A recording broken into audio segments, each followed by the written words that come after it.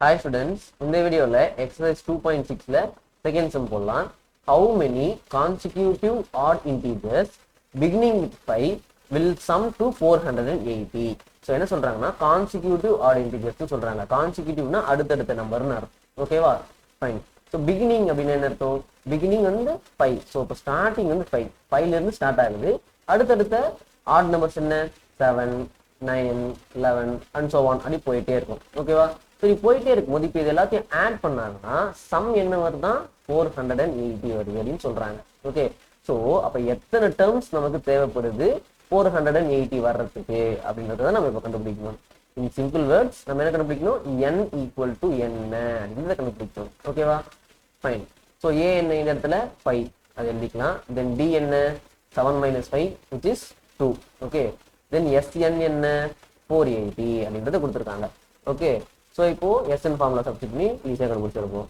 So n/2 multiplied by 2a plus n-1 into d. டியோட value வந்து 2. இல்லை இங்கே ஃபார்முலா மட்டும் எழுதிட்டு அடுத்த ஸ்டெப்பில் கூட என்ன பண்ணிக்கலாம், நம்ம வேல்யூ சப்ஸ்டிட் பண்ணிக்கலாம்.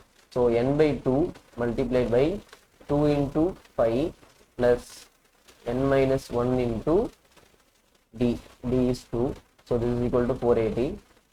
So n/2 into, so this is 10, then multiply பண்ணா என்ன வரும் 2n minus 2 equal to 480, then n/2 multiplied by 10 இங்க minus 2 இருக்கு, so அப்ப 8 plus 2n equals 480.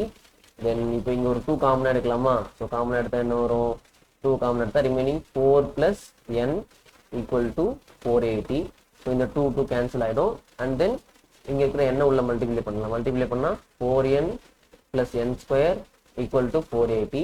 ஸோ இப்போ இது குவாட்ரடிக் ஈக்குவேஷன் மாதிரி வருது பார்த்தீங்களா.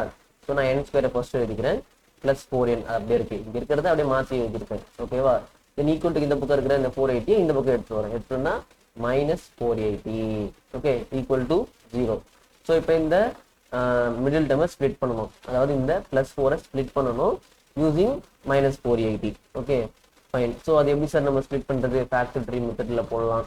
ஸோ இப்போ நிறைய பாசிபிலிட்டிஸ் இருக்குது, சரியா? So trial and error method மாதிரி நீங்கள் தான் ஒன்று ஒன்றா கொஞ்சம் ட்ரை பண்ணி என்ன பண்ணணும், ஆன்சரை கண்டுபிடிக்கணும். So 20 and 24. ஸோ மல்டிப்ளை பண்ணால் 480 வரும். இப்போது சப்ராக்ட் பண்ணால் என்ன வரும் 4 வரும். எனக்கு இந்த இடத்துல +4ன்றது வேணும். ஸோ நான் பெரிய நம்பருக்கு ப்ளஸ் நம்பர் கொடுப்பேன், ப்ளஸ் சிம்பிள் கொடுப்பேன். ஓகே, தென் சின்ன நம்பருக்கு மைனஸ் சிம்பிள் கொடுப்பேன். அப்போ தான் 24 -20 ஆட் பண்ணீங்கன்னா என்ன வரும் 4, இல்லை சப்ராக்ட் பண்ணீங்கன்னா என்ன வரும் 4. ஓகே, தென் மல்டிப்ளை பண்ணால் -480 அப்படின்றது வருது. ஓகே, இப்போ நெக்ஸ்ட் ஸ்டெப்ல என்ன எழுதானா n-20 multiplied by n + 24 equal to 0.